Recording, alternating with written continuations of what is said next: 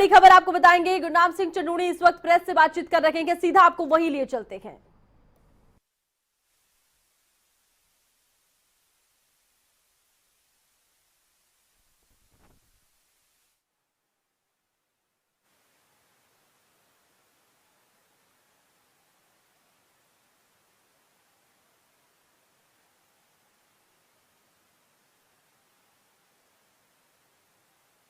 रहते हैं, किसान आंदोलन के दौरान बेहद एक्टिव रखे थे और अब गुरनाम सिंह चन्नूणी किसानों के कई ऐसे मुद्दे हैं जिनको लेकर की अलग अलग जगहों पर अलग अलग प्रदर्शन में शामिल होते रखे हैं।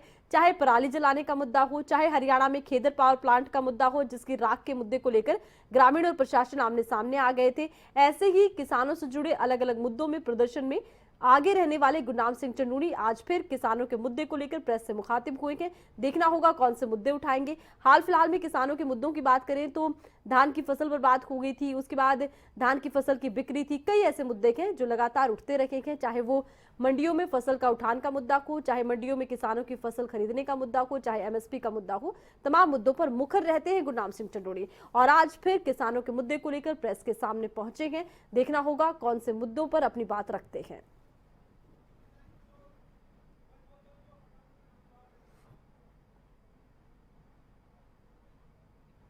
तो किसानों के मुद्दे को लेकर गुरनाम सिंह चन्नूणी प्रेस से मुखातिब हुए हैं। यूपी के कानपुर की हम बात करेंगे, खटाखट खबरों में आगे बढ़ते हैं। यूपी के कानपुर में डेंगू का कहर कम होने का नाम नहीं ले रहा। कानपुर में डेंगू के कुल 61 केस आए हैं। सरकारी अस्पतालों में 18 मरीजों का इलाज चल रहा है और प्राइवेट में 43 लोगों का इलाज चल रहा है। पंजाब के स्कूल शिक्षा मंत्री हरजोत सिंह बैंस ने कहा कि राज्य के सरकारी स्कूलों के नाम शहीदों और स्वतंत्रता सेनानियों के नाम पर रखे जाएंगे।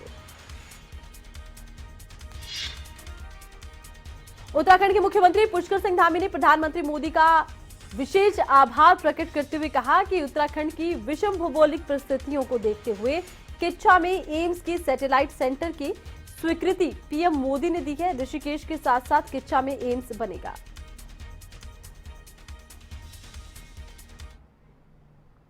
किसान नेता गुरनाम सिंह चन्नूणी प्रेस से मुखातिब हो रखे हैं। चलिए आपको सीधा प्रेस कॉन्फ्रेंस में लिए चलते हैं। इस तारीख तक अपने केस वापिस ना किए, रेलवे के काफी मुकदमे दर्ज थे, तो हम उसी मंडी के सामने रेलवे ट्रैक जाम करेंगे। तो सबसे पहले तो मैं आपको बधाई दूंगा कि आप सबने बहुत अच्छी तरह वो खबर लगाई थी और आपकी खबर का और इस आंदोलन की तारीख देने का असर ये हुआ है कि रेलवे ने सारे मुकदमे वापस लेने के लिए जो है वो अपनी प्रक्रिया शुरू कर दी है और उन्होंने कहा कि हम ये सारे के सारे टोटल के टोटल मुकदमे वापस ले रहे हैं। उन्होंने लेटर भी हमें दे दिया और अकेले हरियाणा के नहीं, ये 24/9/2020 से लेके और 12 तारीख तक 12/12/2021 तक ये सारे जो मुकदमे हैं पूरे देश के उन्होंने वापस ले लिए।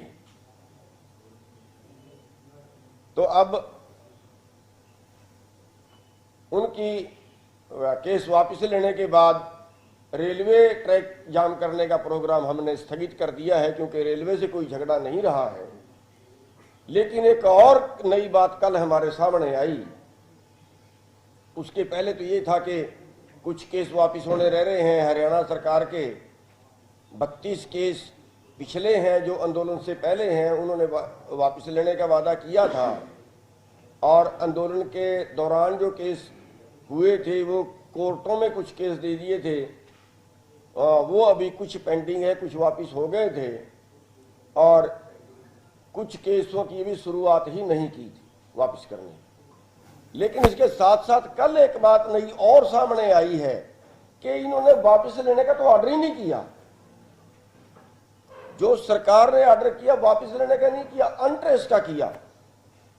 अनट्रेस दिखा रहे हैं केसों को। अनट्रेस का मतलब समझने की जरूरत है। अनट्रेस का मतलब है कि पता नहीं किसने किया, लेकिन जिन केसों में नाम दर्ज हैं, 10 आदमियों के, 20 आदमियों के, 30 आदमियों के, 2 आदमियों के नाम दर्ज हैं, कि ये तो मौके पे थे और बाकी अन्य थे, उसको अनट्रेस कैसे करेंगे? उसको अनट्रेस कर ही नहीं सकते। और दूसरी बात, अगर एक बार अनट्रेस केस कर दिया जाए तो वो दोबारा कभी भी खुल सकता है। 6 महीने बाद, साल बाद, 2 साल बाद, 5 साल बाद वो कभी भी खुल सकता है। इसका मतलब ये निकला है कि हरियाणा सरकार ने हमारे साथ बड़ा विश्वासघात किया है। हमारे से वादा तो वापस लेने का किया, केंद्र सरकार ने जो लिख के दिया वो भी वापस लेने का लिख के दिया, लेकिन यहां पूरे किसान वर्ग को गुमराह कर दिया गया कि उनको अनट्रेस दिखाया गया। और यही कारण है कि आज अदालतों में केस लटक रहे हैं, क्योंकि अदालत क्या करें, कई अदालतों ने केस वापस भेज दिए कि अनट्रेस केसेस में तो अपने नाम लिखे हुए हैं। कई कोर्टों ने केस वापस भेज दिए और बहुत से केस ऐसे जिनकी अभी शुरुआत ही नहीं की इन्होंने वापस लेने। तो ये भी हमने चेतावनी सरकार को पहले से दे दी थी, लेकिन अभी जो कल नई बात आई है तो अब हमें इसके ऊपर कोई सख्त एक्शन लेने की जो है वो जरूरत पड़ गई। और अब हमने अपनी कमेटी में फैसला ये किया है कि 24 तारीख को रेलवे ट्रैक तो जाम नहीं करेंगे, लेकिन उसी जगह पे उसी मंडी के सामने जीटी रोड जाम करेंगे।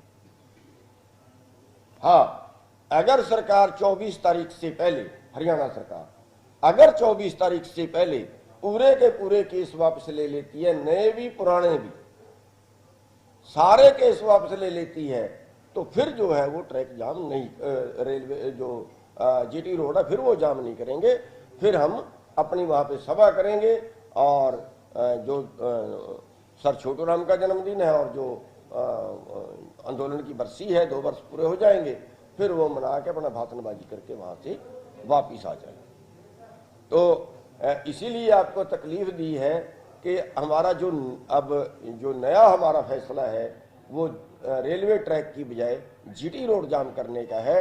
और उसके साथ साथ चेतावनी ये भी है कि 24 तारीख तक अगर ना किए तो फिर वहाँ पे जीटी रोड जाम होगा, और कब तक होगा, कितने समय के लिए होगा, इसका फैसला मौके पे ही होगा। तो इसलिए आपको तकलीफ। बस 1 मिनट ये बोल लें, फिर आपके सवाल।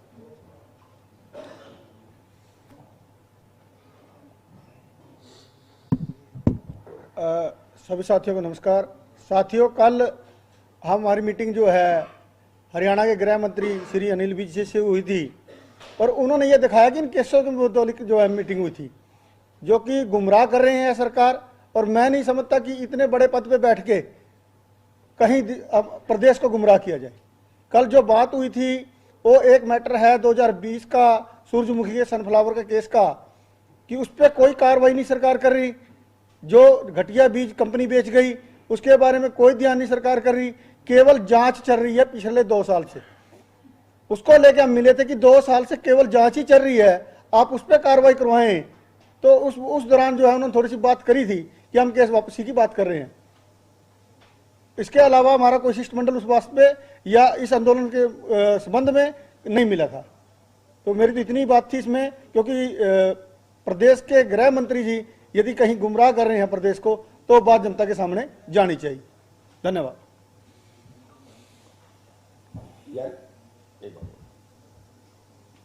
सभी साथियों को नमस्कार। जैसा कि आप लोगों को पता है 24 को हम कर रहे हैं भाई, अगर आप केस वापस ना लिए तो जाम करेंगे जीटी रोड, लेकिन इसके साथ साथ हम इसमें मुद्दे दूसरे भी हैं हमारे जो पेंडिंग पड़े हैं। तो अपनी मांगों को लेकर प्रदर्शन करेंगे, कहा यह जा रहा है गुरनाम सिंह चन्नूनी की तरफ से कि पहले ये एक खबर सामने आई थी कि रेलवे ट्रैक जाम होगा, लेकिन उन्होंने कहा अगर 24 तारीख तक सरकार तमाम किसानों पर किए गए केसों को वापस नहीं लेती तो 24 नवंबर को अब रेलवे ट्रैक नहीं बल्कि हम जीटी रोड जाम करने वाले हैं। गुरनाम सिंह चन्नूनी का ये बड़ा ऐलान है। रेलवे ट्रैक की बजाय अब जीटी रोड को जाम किया जाएगा। आपको बता दें कि किसान आंदोलन के दौरान किसानों पर जो केस हुए थे उन्हें वापस लेने पर सहमति बनी थी सरकार और किसानों के बीच में। अब उन्हीं केसों को लेकर गुरनाम सिंह चन्नूनी की तरफ से कहा गया कि वो केस पूरी तरह से हल नहीं हुए हैं। अब 24 नवंबर को जीटी रोड जाम करने का ऐलान कर दिया गया है। तो जीटी रोड पर जाम लगेगा अगर सरकार की तरफ से किसानों पर किए गए तमाम केसों को वापस लिए जाने का कोई बड़ा फैसला सामने नहीं आता।